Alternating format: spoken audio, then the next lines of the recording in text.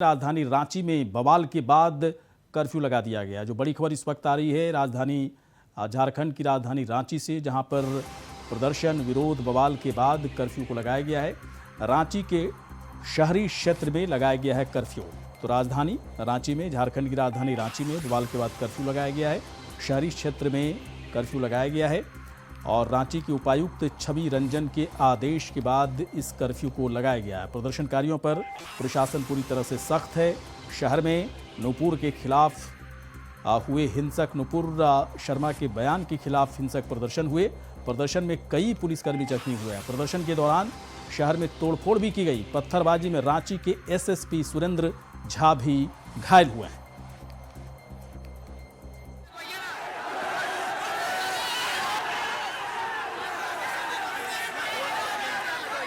तो आप देख सकते हैं रांची की सड़कों पर किस तरह से प्रदर्शनकारी, उपद्रवियों ने पूरी तरह से माहौल को खराब करने की वहां पर कोशिश करते हुए इसके बाद शहरी क्षेत्र में कर्फ्यू लगाने का आदेश दिया गया है। तो रांची की सड़कों पर भारी संख्या में जुमे की नमाज करने के बाद सड़कों पर उतरकर किस तरह से नूपुर शर्मा के बयान के बाद विरोध प्रदर्शन किया गया। इसके बाद शहरी क्षेत्र में कर्फ्यू लगाने का आदेश दिया गया। देखिए देखिए पत्थर चला रहा, देखिए देखिए, आप इधर आ जाइए, आप इधर आ जाइए, इधर आ जाइए, ठीक है, इधर आ जाइए सर, पत्थर चल रहा है सर, हमको कवर में लगा, मेरा मोबाइल टूट गया सर, जल्दी से सर।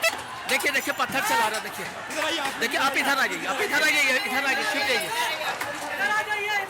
इधर आ जाइए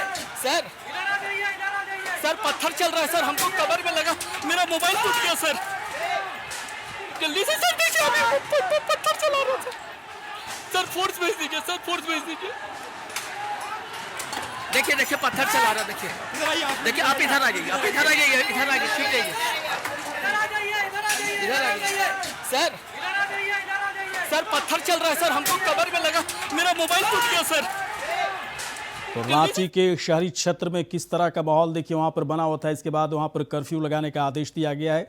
राकेश कुमार हमारे सहयोगी और अपडेट करें। राकेश, ये क्या हो रहा है? तो बहुत ही अजीब तरह के हालात वहां पर बने हुए हैं और ऐसा लग रहा है कि पुलिस और प्रशासन पूरी तरह से तैयार भी नहीं था इस तरह की भीड़ को नियंत्रित करने के लिए। देखिए, निश्चित तौर पे कहा जा सकता है कि एक बड़ी घटना हो गई है और सबसे अहम बात कही जा सकती है कि जिस तरीके से पुलिस की तैयारी होनी चाहिए थी शायद नहीं की गई है। और सबसे एक अहम बात अभी तुरंत जानकारी जो आई है उसमें 13 लोगों के घायल होने की सूचना है, जिसमें कईयों को गोली भी लगी है, पुलिस के जवान भी हैं और आम लोग भी हैं। एक और अहम बात आई है कि गोली किससे लगी है? गोली मतलब कहाँ से चली है? पुलिस की तरफ से गोली चलाई गई या प्रदर्शनकारियों की तरफ से गोली चलाई गई है? दोनों तरफ से गोली चली है और कहा जा रहा है कि और जिस तरीके से माहौल था वहाँ पे पुलिस ने सबसे पहले हवाई फायरिंग की है और इसके बाद से जब भीड़ नियंत्रित नहीं हो पा रही थी, इसके बाद से एसएसपी को चोट लगी, पुलिस के जवानों को चोट लगी, तब जाकर मजबूरी में फिर फायरिंग करनी पड़ी है पुलिस को। लेकिन अभी और भी चीज़ें छनकर आ रही है। कर्फ्यू लगा दिया गया है पूरे इलाके में, खास करके जिस इलाके में हुआ है मेन रोड का इलाका है, लगभग 4 किलोमीटर 5 किलोमीटर का इलाका है मेन रोड का, उससे 500 मीटर दूरी पर, यानी कि अल्बर्ट एक्का चौक से लेकर सुजाता चौक और उसके 500 मीटर के दायरे में पूरी तरह से कर्फ्यू लगा दिया गया है। पुलिस की गश्ती बढ़ा दी गई है और सीधे सीधे कहा जा सकता है कि फ्लैग मार्च पुलिस का चल रहा है और पूरी तरह से कहीं ना कहीं अभी जाकर नियंत्रण में तो जरूर है माहौल, लेकिन अभी भी कहा जा सकता है कि लोग आक्रोशित दिखाई पड़ रहे हैं, क्योंकि जिस तरीके से लोगों को गोली लगी है, कई लोगों को चोटें आई हैं, इसके बाद से लोगों में काफ़ी गुस्सा और नाराज़गी भी है। जी, तो गुस्सा, नाराज़गी, आक्रोशित हैं, सड़कों पर उतरकर इस तरह से वो अराजकता फैलाने का अधिकार इन लोगों को दिया गया है क्या राकेश? देखिए, बड़ी विडंबना है, खास करके मैं जिस बात का जिक्र करने जा रहा हूं, क्योंकि वहीं पे बजरंग बली का मंदिर है और जो जानकारी मिल रही है कि बजरंग बली के मंदिर के पास जो प्रसाद के दुकानदार थे, उनके ठेले खोमचे थे, उनको भी गिरा दिया गया है और वहाँ पे एक पिलर है, मंदिर का पिलर, उसमें अभी भी गोली फंसी हुई है, लेकिन वहाँ तक अभी फ़िलहाल पुलिस वहाँ पे जाने नहीं दे रही है। लेकिन मैं जिस इलाके में खड़ा हूँ उससे थोड़ी दूरी पर अब खास करके कर्फ्यू का माहौल है, तो यहाँ से हम लोग अपनी बातों को रखने की ज़रूर कोशिश कर रहे हैं। लेकिन पूरे राजधानी रांची की बात की जाए तो पूरी तरह से भगदड़ मच गई है, लोग सड़कों पे दिखाई पड़ रहे हैं। बड़ी संख्या में लोग अपने घर को जाने को तैयार हैं। पुलिस बल के जवान पूरे इलाके में जरूर कहीं न कहीं मुस्तैदी से खड़े हैं, लेकिन अभी भी माहौल कहीं न कहीं खराब होता नजर आ रहा है। और कहीं न कहीं कहा जा सकता है कि जिस तरीके से आपने जो जिक्र किया कि पुलिस की तैयारी भी नहीं थी और भीड़ अनियंत्रित होती चली गई, ये सबसे बड़ी विडंबना रांची के लिए आज दिखाई पड़ सकती है। जी। एक बात और पूछना चाह रहा हूँ राकेश, इतनी भारी संख्या में जिस भीड़ को दौड़ते हुए पता नहीं क्या करना ये चाह रहे थे, इनकी मंशा क्या थी, इनका मकसद क्या था। ऐसा लग रहा है जैसे इन लोगों को भड़काया गया हो। नुपुर शर्मा के खिलाफ कार्रवाई हो चुकी है, इसके बाद भी इस मामले को शांत करने की जगह अराजकता फैलाने की कोशिश हो रही है। बाहरी शक्तियों का ज़रूर इसमें कहीं ना कहीं इन लोगों को सपोर्ट मिल रहा है। और सड़कों पर जो ये दौड़ते हुए नज़र आ रहे हैं, ये सब हैं कौन? क्या स्थानीय लोग हैं या इनको सपोर्ट करने के लिए कुछ बाहरी तत्व भी सहायता पहुंचाने की कोशिश कर रहे हैं? पुलिस और प्रशासन क्या हेमंत सरकार के कार्यकाल में रहते हुए निष्पक्षता के साथ काम करेगी इन लोगों के खिलाफ जो अराजकता पर उतर आए?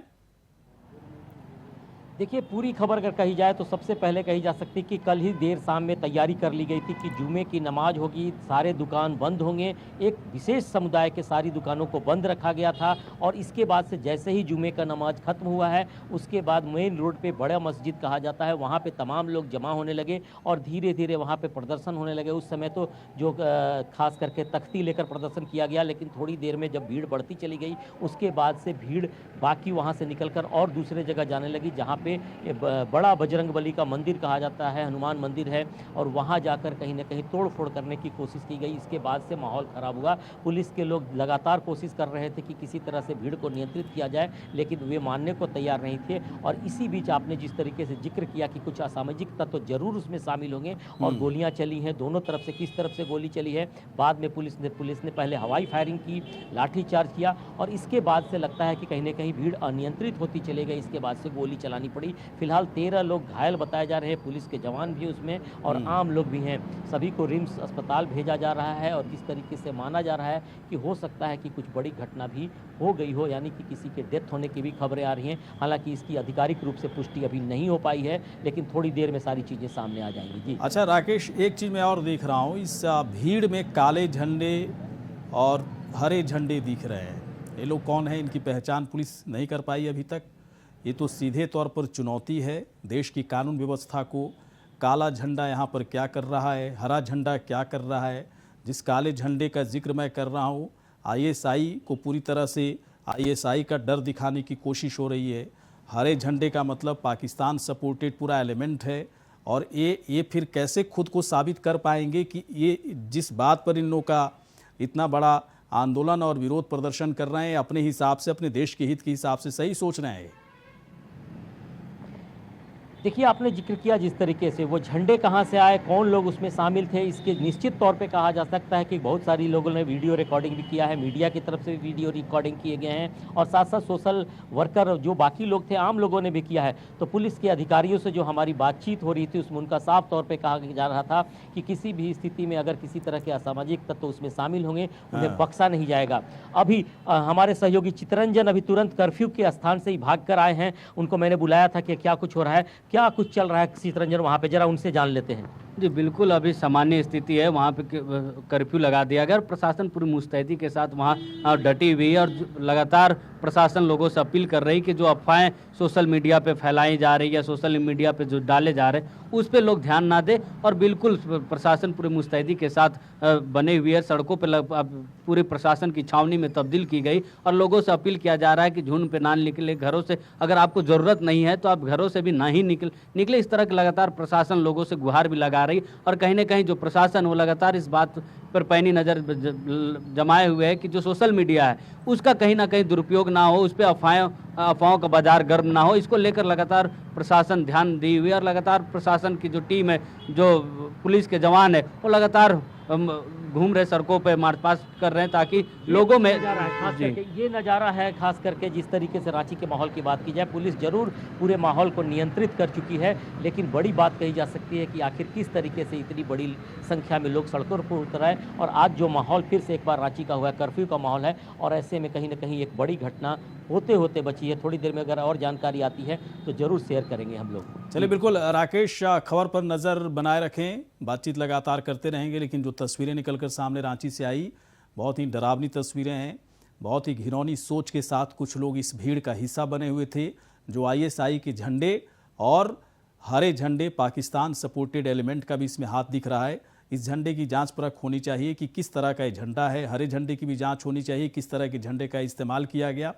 और इस तरह के विरोध प्रदर्शन को कतई बर्दाश्त करने की ज़रूरत नहीं है, क्योंकि ये लोग अराजक तत्व हैं। इसके बाद तो रांची में किस तरह का विरोध प्रदर्शन हो रहा है, किस तरह से एक घिनौनी तस्वीर वहाँ से निकल कर सामने आ रही थी, राकेश हमारे सहयोगी पूरा अपडेट दे रहे थे। लेकिन शुरुआत जो कानपुर हिंसा के बाद ऐसा लगा कि सब कुछ ठीक हो गया है, लेकिन अंदर ही अंदर चीज़ें सुलग रही थीं। और नुपुर शर्मा के खिलाफ कार्रवाई होने के बावजूद इस मसले को हवा देने की कोशिश लगातार होती रही है।